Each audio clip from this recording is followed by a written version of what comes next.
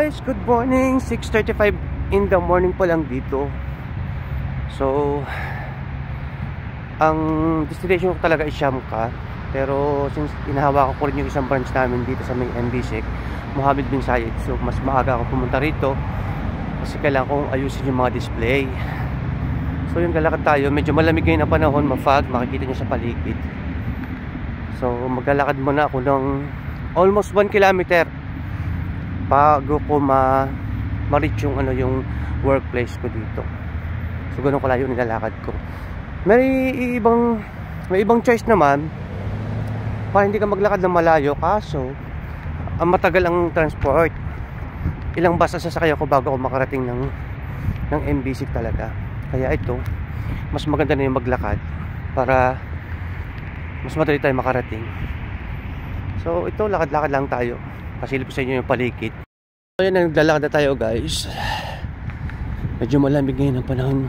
Makikita nyo ma-fog. Ayan. So napakalamig. Tapos pag summer naman dito, sobrang init. Naku. Kaya ito, lakad-lakad lang. Guys, naglalakad pa rin tayo.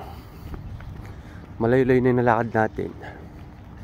So, konting lakad na lang at mararating na natin yung ating workplace.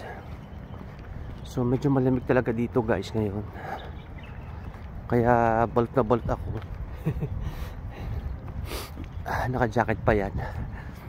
So, may pusa pang lumibad. Yung pinakadulo, yun na yung aking workplace. Kaya almost 1 kilometer yung nilakad ko mula dun sa pagbaba ko ng bus. So after dito sa MBSEC, saka naman ako pupunta sa main branch ko na pinagdudutihan sa Siamka, na mas malayo pa yun dito.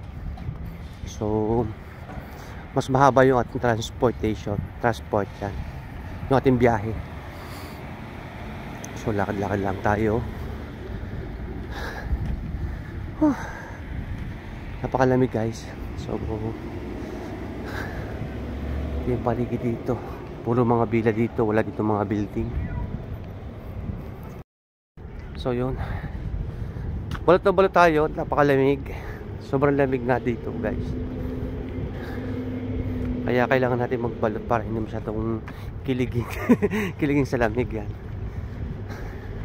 Anong oras na? 6:55 na ngayon dito. So kailangan kong maglakad na mabilis para mas mabilis na makarating. And maayos ko yung display doon, ma-check yung mga price kung okay na. So saka ako pupunta ng ibang branch, doon sa main branch ko na talaga pinagdudutihan. So lakad-lakad lang ako dito guys. A few moments later. So dahil nga bawal mag-video, pinicturean ko na lamang. Kita nyo kung gano'n kagulong aking display. So ayusin ko yan. A few moments later. So ito na yung final looks after ko malinis ma-arrange ang display, at babalik na ako sa aking main branch kung saan ako nakasay.